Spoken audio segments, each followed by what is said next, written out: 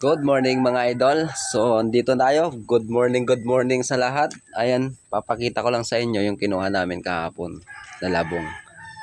Ayan, ito po siya. Ayan, ito na po siya kapag na-slice na po siya. Ayan. So, pwede na nating ilaga. Pagkatapos, gulay na or pwede na rin atsara. Ayan. Ball. Na. Ang dami naming nakuha pero ito lang yung naging kinalabasan niya. Ball. Ayan. Na. Ball. So, ayan. Lima. So ngayon, medyo nakabihis tayo, pang geng-geng. May gala tayo ngayon. Ayan. Kita outfit check.